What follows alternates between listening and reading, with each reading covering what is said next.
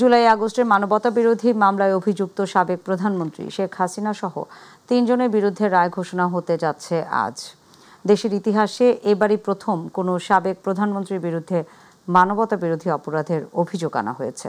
বিটিভিতে সরাসরি প্রচার করা হবে রায় ঘোষণার মুহূর্ত।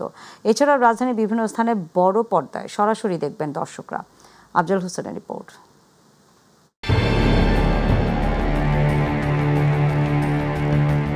2024 সালের 16 জুলাই রংপুরের বেগম রোকেয়া বিশ্ববিদ্যালয়ের শিক্ষার্থী আবু সাইদকে এভাবে গুলি করে হত্যা করে পুলিশ।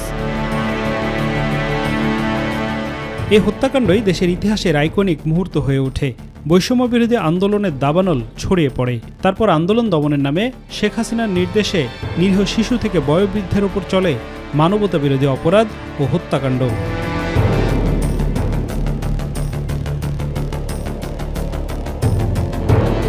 ক্ষমতার পালাবদলের পর আন্তর্জাতিক অপরাধ ট্রাইব্যুনালে সেই আবু সাইদ হত্যা মামলা সহ 5টি অভিযোগ আনা হয় সাবেক প্রধানমন্ত্রী শেখ হাসিনা, সাবেক স্বরাষ্ট্রমন্ত্রী আসাদুজ্জামান খান কামাল এবং সাবেক আইজিপি চৌধুরী আবদুল্লাহ মামুনের বিরুদ্ধে। 3 জনের বিরুদ্ধে সাক্ষ্য গ্রহণ শুরু হয় চলতি বছরের 3 আগস্ট। প্রথম সাক্ষী হিসেবে ট্রাইব্যুনালে 2024 সালের জুলাই আগস্টের বিভৎসতার চিত্র তুলে ধরেন খোকন চন্দ্র বর্মন। 8 অক্টোবর শেষ হয় সাক্ষ্য গ্রহণের ধাপ। এরপর প্রসিকিউশন ও স্টেট ডিফেন্স আইনজীবীর যুক্তিতর্ক সম্পন্ন হয় 23 অক্টোবর। নির্মমভাবে হত্যাযজ্ঞ চালানো হয়েছে। মোট 28 কার্য দিবসে 54 জনের সাক্ষ্য জেরা শেষে গেল 23 অক্টোবর শেখ হাসিনার মামলার সমাপনী বক্তব্য দেন অ্যাটর্নি জেনারেল আসাদুজ্জামান। পৃথিবীর ইতিহাসে যত স্বৈরশাসক আছেন তাদের যদি কোনো সমিতি করা হয়, সেই স্বৈরশাসকদের সমিতিতে নিশ্চিতভাবেই শেখ হাসিনা ওয়াজেদ সভাপতিত্ব করতে পারবেন। আনুষ্ঠানিক অভিযোগ মোট 8747 পৃষ্ঠার। এর মধ্যে তথ্যসূত্র 2018 পৃষ্ঠার, জব্দ তালিকা ও দালিলিক প্রমাণাদি 4005 পৃষ্ঠার ও শহীদদের তালিকার বিবরণ 2724 পৃষ্ঠার। সাক্ষী করা হয় 84 জনকে। এদিকে রায়ের দিন নাশকতার আশঙ্কায় বাড়ানো হয়েছে নিরাপত্তা ব্যবস্থা। রাজধানী সহ বিভিন্ন স্থানে সতর্ক অবস্থায় থাকবে আইনশৃঙ্খলা রক্ষাকারী বাহিনী। এছাড়া মাঠে থাকার ঘোষণা দিয়েছে জামাত ইসলামী সহ আন্দোলনরত 8 দল। আফজাল হোসেন, মাই টিভি, ঢাকা। দর্শক, আমরা যুক্ত হব সহকর্মী এস এম আরিফের সঙ্গে। তিনি রয়েছেন এখন ট্রাইব্যুনালে। আরিফ, মানবতা বিরোধী অপরাধের মামলায় শেখ হাসিনার রায় আজ, তো কটা নাগাদ ট্রাইব্যুনালের কার্যক্রম শুরু হবে জানাবেন আমাদের। আন্তর্জাতিক অপরাধ ট্রাইব্যুনাল পুনর্গঠনের পর গত 5 আগস্টের পর পুনর্গঠন হয়েছিল। পুনর্গঠনের পরে কিন্তু আমরা যে ট্রাইব্যুনালের কার্যক্রম দেখেছি সকাল বেলা 11টার পর থেকে শুরু হয় এবং আমরা আশা করছি আজকেও হয়তো তেমনটাই হবে। 11টার পর এই যে রায়ের যে কার্যক্রম সেটি হয়তো শুরু হতে পারে। এখন ইতিমধ্যেই কিন্তু এই মামলা শেখ হাসিনা সহ 3 জনের বিরুদ্ধে যে মামলা রয়েছে সেই মামলায় সাবেক আইজিপি চৌধুরী আবদুল্লাহ মামুন, যিনি রাজসাক্ষী আসামি এবং রাজসাক্ষী এই মামলার, তাকে কিন্তু এই ট্রাইব্যুনালে হাজির করা হয়েছে এবং ইতিমধ্যে আমরা দেখেছি বিভিন্ন শহীদ পরিবাররাও কিন্তু আসতে শুরু করেছে এবং পাশাপাশি যারা জুলাই যোদ্ধা রয়েছেন তারাও কিন্তু আসলে এই ট্রাইব্যুনাল চত্বরে আসছেন। তো সব মিলিয়ে রায়ের ঘোষণার সময়টা আসলে এখনই বলা যাচ্ছে না, বেলা 11টার পর হয়তো সেইটি শুরু হতে যায়। একটু রায়ের বিষয় নিয়ে যদি জানাচ্ছি, এই যে আজকের দিন কিন্তু একটি বিশেষ দিন, কারণ আন্তর্জাতিক অপরাধ ট্রাইব্যুনাল পুনর্গঠনের পর আজকেই কিন্তু প্রথম কোনো মামলার এই রায় ঘোষণা হতে যাচ্ছে এবং সেটি শেখ হাসিনা সহ 3 জনের বিরুদ্ধে যে মানবতা বিরোধী অপরাধ জুলাই হত্যাকাণ্ডের সেই অপরাধের মামলায় কিন্তু এই রায়টি আজকে দেওয়া হবে। এবং এই মামলার যদি একটু বলি যে অভিযোগগুলো শেখ হাসিনা সহ শেখ হাসিনা সাবেক স্বরাষ্ট্রমন্ত্রী আসাদুজ্জামান খান কামাল এবং আরেক আসামি সাবেক আইজিপি চৌধুরী আবদুল্লাহ মামুনের বিরুদ্ধে যে 5টি অভিযোগ করা হয়েছে, সেই 5টি অভিযোগ একটি হলো উস্কানিমূলক বক্তব্য। শেখ হাসিনা বিভিন্ন সময়ে উস্কানিমূলক বক্তব্য দিয়ে এই যারা আন্দোলন করেছিলেন তাদেরকে করা হয়েছে এবং তিনি বলা হয়েছে, যেটা প্রসিকিউশনের পক্ষ থেকে বলা হয়েছে, তিনি বিভিন্ন উস্কানির মাধ্যমে কিন্তু এই আন্দোলনকে আরও প্রাণহানির দিকে নিয়ে গেছেন। এবং আরেকটি বিষয়, প্রাণঘাতী অস্ত্র ব্যবহার করে আন্দোলনকারী নির্মূল করার যে নির্দেশ, সেটি দ্বিতীয় অভিযোগ। আরেকটি অভিযোগ রয়েছে রংপুর বেগম রোকেয়া বিশ্ববিদ্যালয়ের ছাত্র আবু সাইদ, যেটি জানেন যে এই জুলাই গণ অভ্যুত্থানের প্রথম শহীদ আবু সাইদ, তাকে গুলি করে হত্যা, সেই অভিযোগটি আনা হয়েছে তাদের বিরুদ্ধে। রয়েছে রাজধানীর চাংখারপুল এলাকায় আন্দোলনরত 6 জনকে গুলি করে হত্যা, সেই অভিযোগটি রয়েছে। আশুলিয়ায় 6 জনকে পুড়িয়ে হত্যা করা, এই মিলিয়ে 5টি অভিযোগ কিন্তু তার বিরুদ্ধে আনা হয়েছে। এবং এই মামলাটি আমরা এই আন্তর্জাতিক অপরাধ ট্রাইব্যুনাল পুনর্গঠনের পর এই প্রথম মামলাটি হয় শেখ হাসিনার বিরুদ্ধে, এবং সেই মামলাটি হয় 17ই অক্টোবর গত বছরের 2024 সালের 17ই অক্টোবর প্রথম মামলাটি হয় শেখ হাসিনার বিরুদ্ধে। এবং তখন কিন্তু তিনি একমাত্র আসামি ছিলেন এই মামলায়। ওই দিনেই কিন্তু আসলে তার বিরুদ্ধে গ্রেপ্তারি পরোয়ানা জারি করে ট্রাইব্যুনাল। এরপর আমরা দেখেছি এই বছরের 16 মার্চ শেখ হাসিনার পাশাপাশি সাবেক আইজিপি চৌধুরী আবদুল্লাহ মামুনকেও এই মামলায় আসামি করা হয়, এবং 12ই মে এই মামলায় চিফ প্রসিকিউটর কার্যালয়ে তদন্ত প্রতিবেদন জমা দেয় ট্রাইব্যুনাল তদন্ত সংস্থা। এবং ওই তদন্ত প্রতিবেদনের দিনেই কিন্তু আরেকজনকে আসামি করা হয়, সেটি হলো সাবেক স্বরাষ্ট্রমন্ত্রী আসাদুজ্জামান খান কামাল। সেদিন এই মামলায় সেদিন থেকেই কিন্তু 3 জন আসামিকে নিয়ে এই মামলাটি পরিচালনা হয়। গত 1 জুন কিন্তু ট্রাইব্যুনালে এই আনুষ্ঠানিক অভিযোগ দাখিল করে প্রসিকিউশন, এবং ফরমাল চার্জ দাখিলের মাধ্যমে মিসকেস আনুষ্ঠানিকভাবে মামলায় রূপ নেয়। এই মামলায় গত 10 জুলাই আনুষ্ঠানিক অভিযোগ গঠন করে ট্রাইব্যুনাল। সেদিনই সাবেক আইজিপি রাজসাক্ষী হিসেবে আসলে আবেদন করেন। গত 3 আগস্ট এই মামলায় সূচনা বক্তব্য উপস্থাপন করেন চিফ প্রসিকিউটর, এবং এরপরেই শুরু হয় মামলার সাক্ষ্য গ্রহণ। আমরা দেখেছি 28 দিনে 54 জন সাক্ষীর সাক্ষ্য গ্রহণ হয়, এবং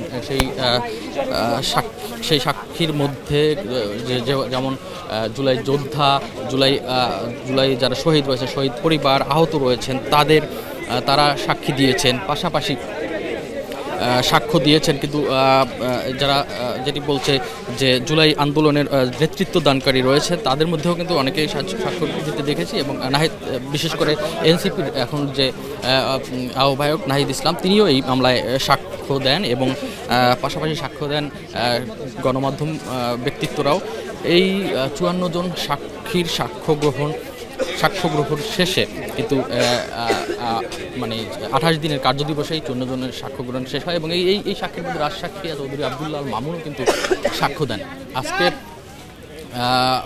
এই মামলার রায়ের দিন, এর আগে আমরা আরেকটু জানিয়ে রাখি যে এই সাক্ষ্য গ্রহণের পর কিন্তু যুক্তিতর্ক উপস্থাপন হয়, এবং যুক্তিতর্কে আমরা দেখেছি যে 9 দিনের যুক্তিতর্ক উপস্থাপন করেন রাষ্ট্রপক্ষ এবং রাষ্ট্রনিযুক্ত আসামি পক্ষের আইনজীবী, এবং এরপরেই কিন্তু এই মামলাটির রায়ের দিকে এগিয়ে যায়। এবং আমরা দেখতে পাচ্ছি গত 23 অক্টোবর রায় দেওয়ার জন্য, মামলার রায়ের দিন ধার্য করার জন্য একটি দিন ধার্য করে, সেটি 13 নভেম্বর ছিল, এবং 13 নভেম্বর কিন্তু আজকের দিন যেটি বলা হচ্ছে রায়ের দিন, বিশেষ একটি দিন, সেটি ঘোষণা করে।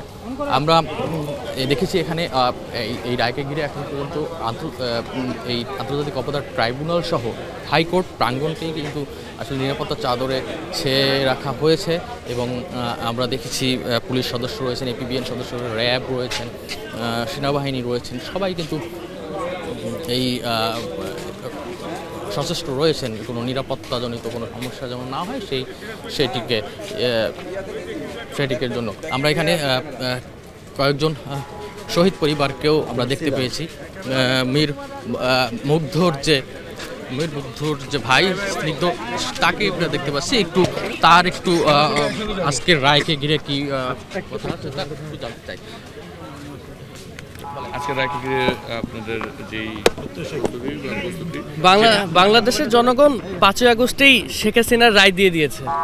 এখন শুধুমাত্র কোর্ট থেকে আনুষ্ঠানিকভাবে সেই রায়টি প্রকাশের যে অপেক্ষাটি, সেটি বাংলাদেশের জনগণ যেই রায়টি দিয়েছে সেটি হলো শেখ হাসিনার শুধুমাত্র একবার মৃত্যুদণ্ড না, 1000বারও যদি মৃত্যুদণ্ড দেওয়া হয়, সে যেই অত্যাচার এবং গণহত্যা করেছে সেই বিচার হিসেবে তার জন্য এই শাস্তিটি কম হয়ে যাবে।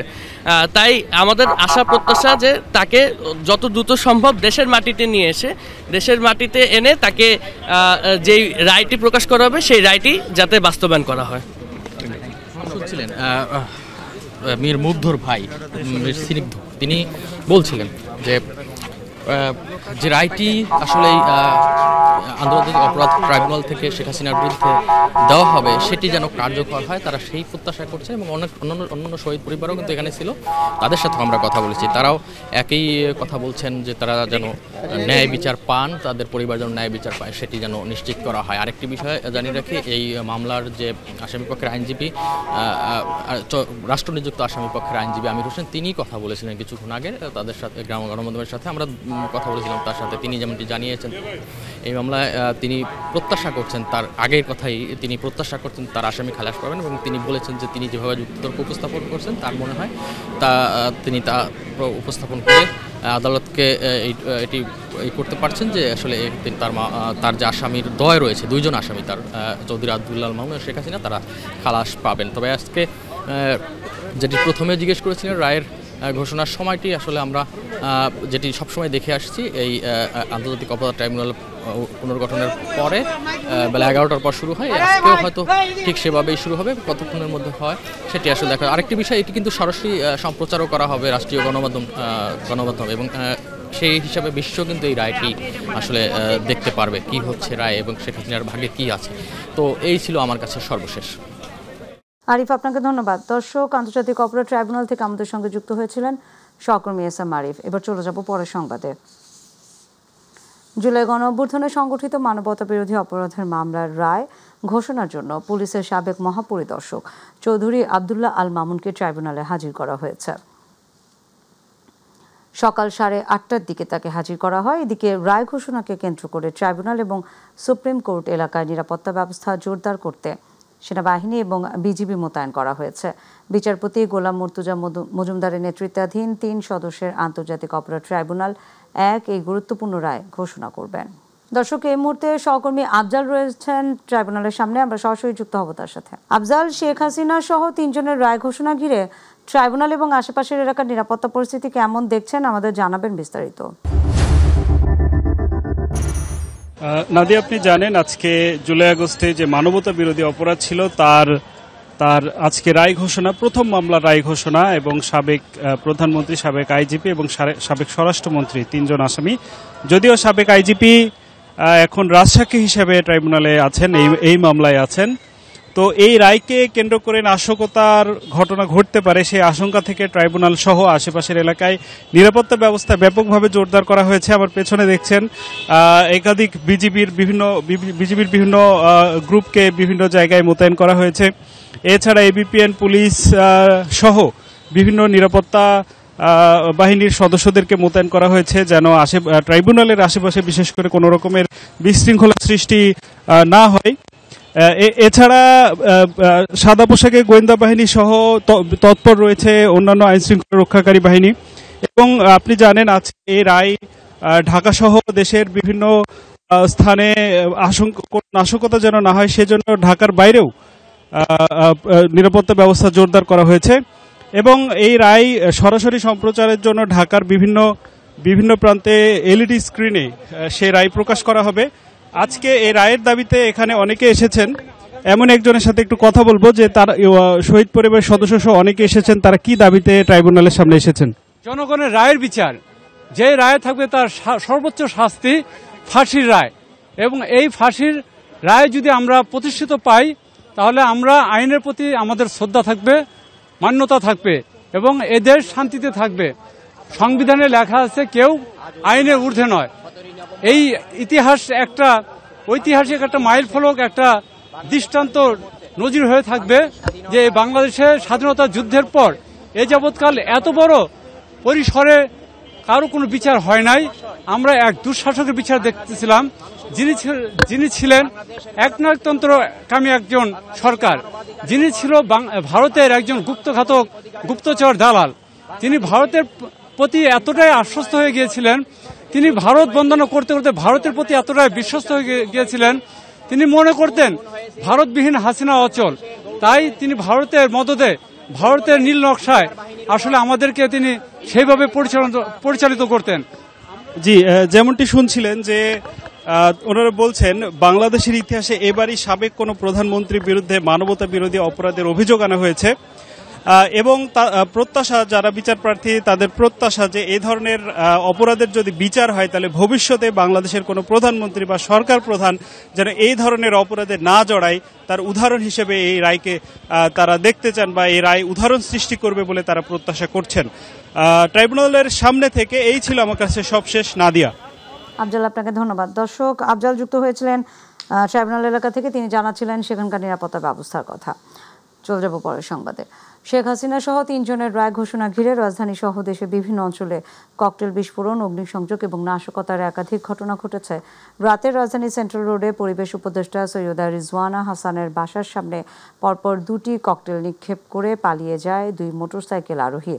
বাংলা মোটরের রূপায়ণ টাওয়ারে এনসিপি কার্যালয়ের সামনে ককটেল বিস্ফোরিত হয়। উপস্থিত জনতা ধাওয়া দিলে দুর্বৃত্তরা পালিয়ে যায়। সেগুনবাগিচা এবং মতিঝিল TNT বাসস্ট্যান্ড এবং কারওয়ান বাজার সার্ক ফোয়ারার সামনে ককটেল বিস্ফোরিত হয়।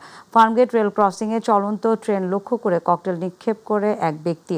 স্থানীয়রা তাকে ধরে পুলিশের সোপর্দ করে। মহাখালী তিতুমির কলেজের সামনে এবং আমতলী মোড়ে আরও ককটেল বিস্ফোরণ ঘটে। একটি বাসেও আগুন দেওয়া হয়। দর্শক, রায় ঘোষণাকে কেন্দ্র করে এই মুহূর্তে রাজধানীর উত্তরা সার্বিক আইনশৃঙ্খলা পরিস্থিতির খবর জানাচ্ছেন প্রতিনিধি শাহজালাল জুয়েল। ধন্যবাদ। আপনি যেমনটি বলছিলেন, আপনি জানেন যে বাংলাদেশে কার্যক্রম নিষিদ্ধ আওয়ামী লীগের 2য় দফার লকডাউনের আজ 2য় দিন। আমি এখন দাঁড়িয়ে আছি রাজধানীর উত্তরার হাউস বিল্ডিং এলাকায়। আপনারা দেখতে পাচ্ছেন যে এখানে কিন্তু অন্যান্য দিনের তুলনায় বাস এবং যানবাহনের সংখ্যা খানিকটা কম দেখা গেলেও চলাচল কিন্তু স্বাভাবিক রয়েছে। জনগণ চলাচল এবং রাস্তায় যে যানবাহন থাকার কথা মোটামুটি স্বাভাবিক। তবে অন্যান্য দিনের তুলনায় আজ প্রাইভেট কার, যেটা ব্যক্তিগত গাড়ি বলা চলে, সেই গাড়ির সংখ্যা কিন্তু একটু কম দেখা যাচ্ছে। গতকাল রাত থেকে খিলক্ষেত থেকে আব্দুল্লাহপুর পর্যন্ত এই পর্যন্ত কিন্তু তেমন কোনো দুর্ঘটনা ঘটেনি। কিন্তু প্রতিটা চেকপোস্টে কিন্তু এভাবে গাড়ি থামিয়ে কিন্তু পুলিশ সদস্যরা চেক করছেন। যাদেরকে সন্দেহ মনে হচ্ছেন তাদেরকে কিন্তু মোটরসাইকেল থামিয়ে এবং গাড়ি থামিয়ে কিন্তু চেক করছেন। এবং আপনাদেরকে বলে রাখতে চাই, উত্তরায় আইনশৃঙ্খলা বাহিনীর সদস্যরা, র্যাব, পুলিশ এবং অন্যান্য আইনশৃঙ্খলা বাহিনীর সদস্যরা কিন্তু প্রতিনিয়ত টহল দিয়ে যাচ্ছেন এবং প্রতিটা স্পটে কিন্তু তারা চেক পোস্ট দিয়েছেন। আপনাকে বলে রাখতে চাই, গতকাল ডিএমপি কমিশনার সাজ্জাদ আলী বলেছেন যে পুলিশের উপর আক্রমণ এবং ভাঙচুর এবং ককটেল বিস্ফোরণ এই ধরনের কোনো ঘটনা দেখা মাত্র গুলি দিয়েছেন। তারপর থেকে কিন্তু ঘটনা অন্যান্য দিনের তুলনায় স্বাভাবিক রয়েছে। তেমন কোনো অপ্রীতিকর ঘটনা কিন্তু উত্তরায় ঘটেনি। তো এই ছিল আমার কাছে লকডাউনের সর্বশেষ। ধন্যবাদ জুয়েল, আপনাকে ধন্যবাদ। দর্শক, এই মুহূর্তে ঢাকা টাঙ্গাইল মহাসড়কে আছেন সহকর্মী AKM শিশির, যুক্ত হব তার সাথে। শিশির, শেখ হাসিনা সহ 3 জনের রায় ঘিরে মহাসড়কের পরিস্থিতি কেমন দেখছেন, জানাবেন আমাদের। নাদিয়া, আপনি যেমনটি বলছিলেন, আজ আওয়ামী লীগের ঢাকা শাটডাউন কর্মসূচি, সেটি ঘিরে কিন্তু সারা দেশের নয় গাজীপুরের কালেপুরেও কিছুটা আতঙ্ক বিরাজ করছে। সে আতঙ্ক বিরাজ করলেও কিন্তু আমি যেই মুহূর্তে রয়েছি ঢাকা টাঙ্গাইল মহাসড়কে, সেখানে কিন্তু অন্যান্য দিনের তুলনায় যান চলাচল কিছুটা কম থাকলেও কিন্তু এমনি যে আন্তঃজেলা যে পরিবহনগুলো রয়েছে সেই পরিবহনগুলো কিন্তু স্বাভাবিক রয়েছে। আমরা খবর পেয়েছি গাজীপুরের কালিয়াকৈরের 2টি জায়গায় আজ ভোররাতে অগ্নিসংযোগ করা হয়েছে। আমি এখন দাঁড়িয়ে রয়েছি সেই যে হর্তিকতলা এলাকায় যে গ্রামীণ ইন্ডাস্ট্রিয়াল একটি কারখানা রয়েছে। এখানে সকালবেলা ভোররাতে দুর্বৃত্তরা একটি ককটেল নিক্ষেপ করে এবং তার সাথে সাথে উপজেলার যে হর্তিকতলা এলাকা রয়েছে তার পাশেই গ্রামীণ ইন্ডাস্ট্রিয়ালের আরেকটি যে গোডাউন রয়েছে সেখানেও কিন্তু ককটেল নিক্ষেপ করে এই দুর্বৃত্তরা। আর কালিয়াকৈরের সর্বশেষ যে খবর সেটি আমরা জানতে পেরেছি যে কালিয়াকৈর আইনশৃঙ্খলা বাহিনী মোট 7টি জায়গায় তারা ঝুঁকিপূর্ণ এলাকা নির্ধারণ করেছে এবং সেই 7টি জায়গায় কিন্তু তারা টহল টিম বসিয়েছেন এবং মোবাইল টিম এবং পেট্রোলিং টিম তারা কিন্তু সচেতন রয়েছেন যাতে কোথাও কোনো অপ্রীতিকর ঘটনা না ঘটে সেদিকে কিন্তু তারা সচেতন রয়েছেন। আপনি জানেন যে গাজীপুরের কালিয়াকৈর একটি ইন্ডাস্ট্রিয়াল জোন। আমরা সকালবেলা দেখেছি যে শ্রমিকরা তাদের কর্মে ফিরেছে এবং কর্মজীবী মানুষরা কিন্তু তাদের অফিসে নির্বিঘ্নে যাতায়াত করতে পেরেছে। আমি ঢাকা টাঙ্গাইল মহাসড়কে সাভারের যে চন্দ্রা, মৌচাক, সখীপুর, ঢাকা ময়মনসিংহ মহাসড়ক সেদিক দিয়ে খোঁজখবর নিয়েছি। সেখানেও কিন্তু দূরপাল্লার যানবাহন কিছুটা কম থাকলেও আন্তর্জাতিক যে যানবাহনগুলো রয়েছে সেগুলো কিন্তু স্বাভাবিকভাবে চলাচল করছে বলে আমরা দেখেছি। তাছাড়াও আমার কাছে আমি আরেকটা বিষয় আপনাকে জানিয়ে রাখতে চাই যে এই যে শাটডাউন কর্মসূচি, সেই শাটডাউন কর্মসূচিতে অন্যান্য জেলায় যে ধরনের আতঙ্ক, সেই আতঙ্ক কিন্তু গাজীপুরে কিছুটা কম। এখানে আইনশৃঙ্খলা বাহিনীর যে তৎপরতা সেটির কারণে মূলত এখানে এই গাজীপুরের কালিয়াকৈরে কিন্তু ওরকম কোনো প্রকার বড় ধরনের কোনো বিশৃঙ্খলা কিন্তু আমরা দেখিনি। আমরা আশা করছি আর বড় ধরনের বিশৃঙ্খলা ঘটার সম্ভাবনাও কিন্তু কম এই গাজীপুরের কালিয়াকৈরে। তো সবশেষ বলাই চলে যে আওয়ামী লীগের ডাকা যে শাটডাউন কর্মসূচি সেটির প্রভাব কিন্তু এই ঢাকা টাঙ্গাইল মহাসড়কে বেশি একটা পড়েনি বললেই চলে। জি নাদিয়া, এই ছিল আমার কাছ থেকে ঢাকা টাঙ্গাইল মহাসড়কের চন্দ্রা থেকে সর্বশেষ। শিশির, আপনাকে ধন্যবাদ। এদিকে রায় ঘোষণাকে কেন্দ্র করে মাঠে থাকার ঘোষণা দিয়েছে জামায়াত সহ 8 দল। রায়কে কেন্দ্র করে যাতে কেউ নাশকতা করতে না পারে সেজন্য 8 দলের নেতাকর্মীরা মাঠে থাকবেন। গত রাতে শেখ হাসিনার সর্বোচ্চ শাস্তির দাবিতে মশাল মিছিল করেছে জাতীয় ছাত্র শক্তি। সংগঠনটির নেতাকর্মীরা রাজধানী শাহবাগ চত্বর থেকে মশাল মিছিল নিয়ে ঢাকা বিশ্ববিদ্যালয়ের রাজু ভাস্কর্যে গিয়ে শেষ করেন। এদিকে শেখ হাসিনার সর্বোচ্চ শাস্তির দাবিতে ফেনীতে মিছিল করেছে জামায়াত। দর্শক, রাজধানী বাইরের আইন শৃঙ্খলা পরিস্থিতির খবর জানাতে এই মুহূর্তে ভাঙা মহাসড়কে থেকে যুক্ত হচ্ছেন সহকর্মী শফিকুল ইসলাম জনি। জনি, ঢাকা খুলনা মহাসড়কের সার্বিক পরিস্থিতি কেমন দেখছেন, জানাবেন আমাদের। নাদিয়া, ধন্যবাদ আপনাকে। আপনি জানেন যে আজ শেখ হাসিনা সহ আওয়ামী লীগের যে নেতাকর্মীদের মানবতা বিরোধী অপরাধের যে রায় ঘোষণার তারিখকে কেন্দ্র করে কিন্তু সারা দেশে ব্যাপক আইন শৃঙ্খলা রক্ষাকারী বাহিনীর সদস্যদের কিন্তু মোতায়েন করা হয়েছে, যাতে করে আইন শৃঙ্খলা বাহিনীর সদস্যদের উপস্থিতির কারণে যাতে আওয়ামী লীগের যারা সমর্থক রয়েছে তারা কোনো ধরনের কোনো বিশৃঙ্খলা কার্যক্রম ঘটাতে না পারে। আমি এই মুহূর্তে রয়েছি ফরিদপুরের ভাঙার ঢাকা খুলনা মহাসড়কে। আপনি জানেন যে গত 13ই নভেম্বর আমি যেই জায়গাটিতে রয়েছি সেই জায়গাটিতে কিন্তু আওয়ামী লীগের যারা সমর্থক ছিলেন তারা কিন্তু টায়ার জ্বালিয়ে প্রায় 4 ঘন্টা অবরোধ করে রেখেছিল। তো এরপরে কিন্তু শৃঙ্খলা বাহিনী এখানে পরিস্থিতি নিয়ন্ত্রণ করে। আমি আজকের যে অবস্থানটি বলতে চাই যে আজ সকাল থেকে কিন্তু আমরা আইন শৃঙ্খলা বাহিনীর সদস্যদের ব্যাপক উপস্থিতি কিন্তু আমরা দেখছি। এছাড়াও কিন্তু আমরা যে বিভিন্ন রাজনৈতিক দলের যারা নেতাকর্মী যারা ছিলেন, যারা বিভিন্ন রাজনৈতিক দলের যারা নেতাকর্মী অবস্থান নিয়েছেন, বিএনপি, জামাত সহ বিভিন্ন ধরনের রাজনৈতিক নেতাকর্মীরা কিন্তু সড়ক অবস্থান নিয়েছেন। তাদের যে উদ্দেশ্য হচ্ছে আওয়ামী লীগ স্লোগান দেন,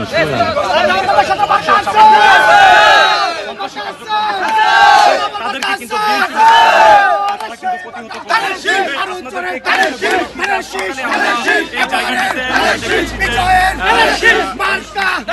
স্থানীয় যে প্রশাসন থেকে শুরু করে বাহিনীর সদস্যরা, র্যাব, বিজিবি সহ বিভিন্ন ধরনের আইন শৃঙ্খলা বাহিনীর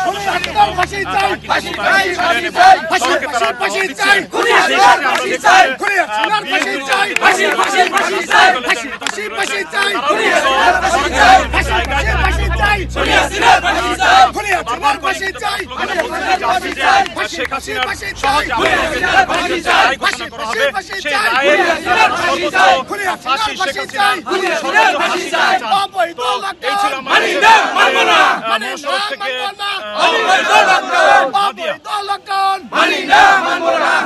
জনি, আপনাকে ধন্যবাদ। দর্শক, ভাঙা মহাসড়ক থেকে আমাদের সঙ্গে যুক্ত হয়েছিলেন সহকর্মী শফিকুল ইসলাম জনি। তিনি জানাচ্ছিলেন সেখানকার আইন শৃঙ্খলা পরিস্থিতি খবর। দর্শক, এই মুহূর্তে সাভার থেকে সার্বিক পরিস্থিতি খবর জানাচ্ছেন প্রতিনিধি আসাদুজ্জামান খায়রুল। যেমনটি বলছিলেন, আসলে মানবতা বিরোধী অপরাধে কিন্তু আজকে সেই ঐতিহাসিক রায় ঘোষণা করার দিন তারিখ ঠিক করা হয়েছিল এবং আজকে সেই রায়টি ঘোষণা করা হবে বলে জানিয়েছে বর্তমান সরকার। এই রায়কে কেন্দ্র করে কিন্তু আসলে আওয়ামী লীগের পক্ষ থেকে কিন্তু একটি লকডাউনের তারা ডাক দিয়েছিল। সেই লকডাউনকে ঘিরে কিন্তু আসলে আমরা দেখেছি সকাল থেকে সাভারের যে আইন শৃঙ্খলা রক্ষাকারী বাহিনীরা আছে তারা কিন্তু বেশ তৎপর রয়েছে এবং এই আইন শৃঙ্খলা রক্ষাকারীদের পাশাপাশি যদি আমরা বলি যে বিভিন্ন রাজনৈতিক দল কিন্তু আসলে তারাও বলেছে যে তারাও মাঠে থাকবেন এই লকডাউনকে ঘিরে যদি কোনো নাশকতা হয় সেই নাশকতা ঠেকাতে কিন্তু তারা মাঠে অবস্থান করবেন। আমরা সকাল থেকে দেখেছি যে সাভারের যেই কর্মজীবী মানুষ তারা কিন্তু আসলে কর্মস্থলে ফিরেছে এবং বেলা বাড়ার সাথে সাথে মহাসড়কে যান চলাচল কিন্তু বৃদ্ধি পেয়েছে এবং আমরা আইন শৃঙ্খলা রক্ষাকারী বাহিনীদের সাথে কিন্তু কথা বলেছি, তারা কিন্তু পরিস্থিতি স্বাভাবিক বলে আমাদেরকে জানিয়েছে। আচ্ছা, এখন কি পরিমাণ আপনারা দেখছেন, কোনো আশঙ্কা দেখছেন কিনা রাস্তায়? না, এখন পর্যন্ত আমরা কোনো আশঙ্কা দেখছি না। আমরা আইন শৃঙ্খলা বাহিনীর তৎপর আছি, আমি সাভার থানা পুলিশের পক্ষ থেকে আছি। আমাদের প্রত্যেকটা মোড়ে মোড়ে পিকেটিং টিম আছে, মোবাইল টিম আছে, সবাই ডিউটি করতেছে, ঘুরতেছি। এখন পর্যন্ত পরিস্থিতি স্বাভাবিক। জি, যেমনটি শুনছিলেন আসলে পরিবেশ পরিস্থিতি আসলে স্বাভাবিক বলে জানিয়েছে আমাদেরকে আইন শৃঙ্খলা রক্ষাকারী বাহিনী এবং এই ছিল আমার কাছে সাভার থেকে সর্বশেষ লকডাউনের পরিস্থিতি। আইন শৃঙ্খলা পরিস্থিতির খবর জানতে এই মুহূর্তে যুক্ত হব পারভেজ রাসেলের সাথে, তিনি রয়েছেন বরিশালে। রাসেল, আপনি তো বরিশালে রয়েছেন, তো দক্ষিণাঞ্চলের আইন শৃঙ্খলা পরিস্থিতি কেমন দেখছেন? সকাল থেকে আইন শৃঙ্খলা ব্যবস্থা কেমন লক্ষ্য করছেন আপনি, বিস্তারিত আমাদেরকে জানাবেন। নাদিয়া, যেমনটা আপনাকে জানাতে চাই, আসলে যে ছাত্র জনতার গণ অভ্যুত্থানে ক্ষমতাচ্যুত সাবেক প্রধানমন্ত্রী শেখ হাসিনার মানবতা বিরোধী রায় কিন্তু ঘোষণার দিন আজ, সেই দিনকে কেন্দ্র করেই কিন্তু গোটা দেশের ন্যায় বিভাগীয় শহর বরিশালেও নেওয়া হয়েছে পুলিশ প্রশাসনের বাড়তি আসলে সতর্কতা। সে লক্ষ্যে বরিশাল মহানগর সহ বরিশালের 4টি থানা এলাকায় কিন্তু 13টি গুরুত্বপূর্ণ স্পটে পুলিশের কঠোর নজরদারি আমরা দেখেছি, পুলিশের তল্লাশি দেখেছি, পুলিশের অভিযান কিন্তু আমরা দেখেছি। আমরা কথা বলেছি বরিশাল পুলিশের মেট্রোপলিটন পুলিশের নগরপিতা যিনি শফিকুল ইসলাম পুলিশ কমিশনার আমাদেরকে নিশ্চিত করেছেন যে এই রায়কে কেন্দ্র করে বা রায়ের পরবর্তী কোনো সহিংসতা বা অগ্নিসন্ত্রাস অথবা নিষিদ্ধ সংগঠন আওয়ামী লীগের যাতে কোনো প্রকার প্রভাব বরিশাল মহানগরীতে না পড়ে, আইন শৃঙ্খলা বিঘ্নিত না হয়, সে লক্ষ্যে তারা কিন্তু মাঠে রয়েছেন। আমরা কিন্তু জানি যে এর আগেও গত 2 দিন থেকেই বরিশালের জেলা এবং মহানগর বিএনপির নেতাকর্মীরা কিন্তু তাদের মোটরসাইকেল মহড়া অব্যাহত রেখেছে। বরিশালের বিভিন্ন স্পটে কিন্তু তারা বসেছে, তারা ব্যানার ফেস্টুন নিয়ে মোটরসাইকেল মহড়ার সাথে তারা স্লোগান দিয়েছে। তাদের একটাই দাবি যে কোনোভাবেই আর নিষিদ্ধ সংগঠন আওয়ামী লীগকে তারা মাথা চারা দিয়ে আর উঠতে দিবে না, তারা বরিশালকে শান্তির একটা পরিবেশ নিয়ে আসবে। জানেন যে আগামীতে সামনে নির্বাচনের পরিবেশ কিন্তু প্রস্তুত করা হয়েছে, সব মিলিয়ে নিশ্চিত নিরাপত্তার মধ্যে রয়েছে কিন্তু বরিশাল। এবং আমরা পুলিশের পাশাপাশি দেখেছি অসংখ্য আইনশৃঙ্খলা বাহিনী, যেমন র্যাবকে দেখেছি, সেনাবাহিনীকে দেখেছি মাঠে, এবং তারা কিন্তু বরিশাল মহানগরী সহ আশপাশের এলাকাগুলোতে তাদের মহড়া অব্যাহত রেখেছে। পাশাপাশি বরিশালের কেন্দ্রীয় নতুল্লাবাদ বাস টার্মিনাল, বরিশালের সরকারি যে সমস্ত ভবনগুলো রয়েছে, বিশেষ করে ব্যাংক রয়েছে, বিশেষ করে যেসব গ্রামীণ ফোনের শাখাগুলো রয়েছে এবং হসপিটালগুলোতে কিন্তু বাড়তি পুলিশের নজরদারি রাখা হয়েছে, করা হয়েছে স্ট্রাইকিং ফোর্স এবং একাধিক পুলিশের মহড়া বাড়ানো হয়েছে বরিশালে। তবে এখন পর্যন্ত বরিশালে কোনো অপ্রীতিকর ঘটনা বা অগ্নি সন্ত্রাস বা কোথাও আগুন দেওয়ার কিন্তু খবর আমাদের কাছে নেই। তবে পুলিশ নিশ্চিত করেছে যে নিষিদ্ধ সংগঠন আওয়ামী লীগের নেতাকর্মীদের বাড়িতে তাদের অভিযান কিন্তু অব্যাহত রয়েছে। তো আপাতত সব মিলিয়ে শান্ত রয়েছে বিভাগীয় শহর বরিশাল। তো আপাতত এই রয়েছে বরিশাল থেকে আমার কাছে রায়কে কেন্দ্র করে আইন শৃঙ্খলা পরিস্থিতির সব শেষ। পারভেজ, আপনাকে ধন্যবাদ। ঢাকার ধামরাইয়ে ঢুলিভিটা এলাকার দাঁড় করিয়ে রাখা যাত্রী পরিবহনকারী বাস দুর্বৃত্তরা অগ্নিসংযোগ করেছে বলে খবর পাওয়া গেছে। রাত 10টার দিকে এই ঘটনা ঘটে। প্রায় 20 মিনিট পর আগুন নিয়ন্ত্রণে আসে। প্রত্যক্ষদর্শীরা জানায় রাতের দিকে বাসটি সেখানে পার্কিং করে রাখা হয়। পরে রাত 10টার দিকে 2টি মোটরসাইকেল নিয়ে 3 জন লোক বাসের কাছাকাছি গিয়ে জানলা ভেঙে গান পাউডার ছিটিয়ে আগুন লাগিয়ে দেয়। এরপর তারা পালিয়ে যায়। পরে আশেপাশে থাকা লোকজন এসে পানি এবং বালু ছিটিয়ে আগুন নিয়ন্ত্রণে আনে। খবর পেয়ে ফায়ার সার্ভিস ঘটনাস্থলে এসে আগুন নির্বাপন করে। এদিকে রায়কে কেন্দ্র করে সারা দেশে কমপ্লিট শাটডাউনের ঘোষণা দিয়েছে কার্যক্রম নিষিদ্ধ আওয়ামী লীগ। শাটডাউন ঘোষণা দিলেও সাধারণ মানুষের চলাচল ছিল প্রায় স্বাভাবিক। জেলার সার্বিক নিরাপত্তা এবং আইনশৃঙ্খলা পরিস্থিতি স্বাভাবিক রাখতে পুলিশের পাশাপাশি দায়িত্ব পালন করছে বিজিবি।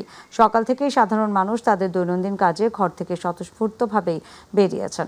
সড়ক মহাসড়কে যান চলাচল রয়েছে স্বাভাবিক। কোনো ধরনের সন্ত্রাসীমূলক বা অপরাধমূলক কর্মকাণ্ড গোপালগঞ্জে ঘটেনি। গুরুত্বপূর্ণ পয়েন্টগুলোতে আইনশৃঙ্খলা রক্ষাকারী বাহিনীর সদস্যরা অবস্থান করছেন। চট্টগ্রাম 3 আসনে ভোটারদের ধানের শীষ প্রতীকে উৎসাহিত করা এবং বিএনপি ভারপ্রাপ্ত চেয়ারম্যান তারেক রহমান ঘোষিত রাষ্ট্র মেরামতের 31 দফার লিফলেট বিতরণ ও গণসংযোগ অনুষ্ঠিত হয়। চট্টগ্রাম উত্তর জেলা বিএনপি সাবেক যুগ্ম আহ্বায়ক মনোনয়ন প্রত্যাশী ইঞ্জিনিয়ার বেলায়েত হোসেনের পক্ষে আয়োজিত এই কর্মসূচিতে স্থানীয় বিএনপি অঙ্গ সহযোগী সংগঠনের বিপুল সংখ্যক নেতাকর্মী অংশ নেয়। উল্লেখ্য, মনোনয়ন প্রত্যাশী ইঞ্জিনিয়ার বেলায়েত হোসেন বাইসাইকেল করে সমাবেশে প্রধান অতিথি হিসেবে বক্তব্য রাখেন। সন্দ্বীপ উপজেলায় সারাদিন আলোচনা ছিল সাইকেল যুগে সমাবেশে যোগদানের বিষয়টি।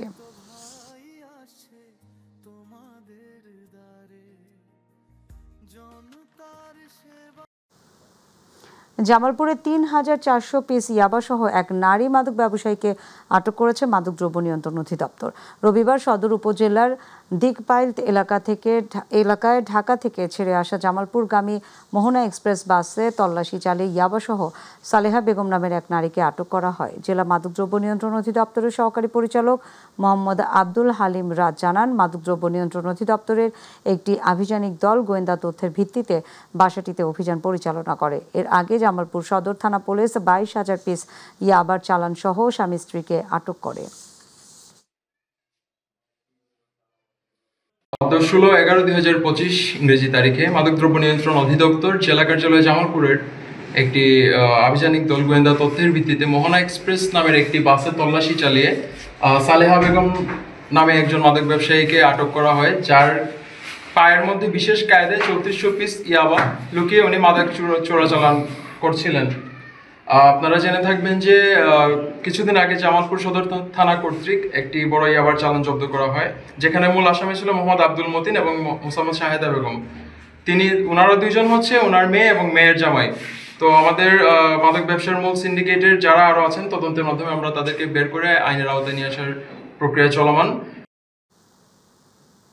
টাঙ্গাইলের যথাযোগ্য মর্যাদায় মজলুম জননেতা মাওলানা আব্দুল হামিদ খান ভাসানীর 49তম মৃত্যুবার্ষিকী পালিত হয়েছে। অসংখ্য মুরিদান এবং ভক্তদের কণ্ঠে যুগ যুগ জিও তুমি মাওলানা ভাসানী স্লোগানে মুখরিত হয়ে ওঠে মজলুম জননেতার সমাধিস্থল টাঙ্গাইলের সন্তোষের মাজার প্রাঙ্গণ। মাওলানা ভাসানী বিজ্ঞান ও প্রযুক্তি বিশ্ববিদ্যালয়ের ভাইস চ্যান্সেলর অধ্যাপক ডক্টর মোহাম্মদ আনোয়ারুল আজিম আখন্দের নেতৃত্বে বিভিন্ন অনুষদের ডিন, বিভাগীয় চেয়ারম্যান, প্রক্টর, রেজিস্ট্রার, অফিস প্রধান, শিক্ষক, কর্মকর্তা কর্মচারী এবং ছাত্রছাত্রীবৃন্দ পুষ্পস্তবক অর্পণ ও মাজার জিয়ারতের মধ্য দিয়ে দিবসের কর্মসূচি শুরু করেন। এরপর মাওলানা ভাসানীর পরিবার, টাঙ্গাইল প্রেস ক্লাব সহ বিভিন্ন সামাজিক, সাংস্কৃতিক, রাজনৈতিক সংগঠন, বিভিন্ন শিক্ষা প্রতিষ্ঠান, দেশি বিদেশি অসংখ্য ভক্ত, মুরিদান ও সর্বস্তরের জনতা মরহুমের মাজারে পুষ্পস্তবক অর্পণ করে শ্রদ্ধা নিবেদন করেন। পটুয়াখালী কলাপাড়ায় মুকুল বেগম নামের এক গৃহবধূকে গলা কেটে হত্যা করেছে দুর্বৃত্তরা।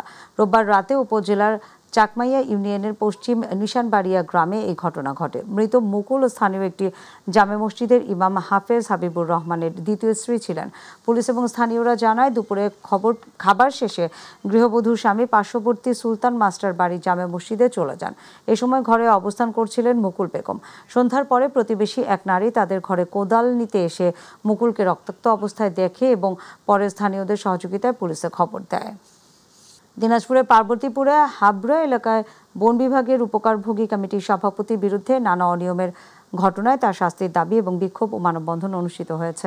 ভুক্তভোগী এলাকাবাসীর উদ্যোগে পার্বতীপুর ফুলবাড়ি মহাসড়কের এরশাদনগর এলাকায় মানববন্ধন শেষে মহাসড়ক অবরোধ করে বিক্ষোভ কর্মসূচি পালন করেন তারা। এ সময় বন বিভাগের গাছ চুরির অভিযোগে 15 জনের নামে দায়েরকৃত মিথ্যা মামলা প্রত্যাহার সহ উপকারভোগীর নতুন কমিটি গঠনে সংশ্লিষ্টদের হস্তক্ষেপ কামনা করেন বক্তারা।